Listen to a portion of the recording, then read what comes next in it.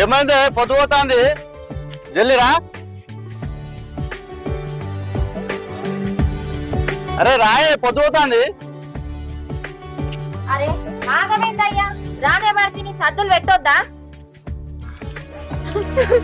అవా ఏంది ఎడుతున్నావు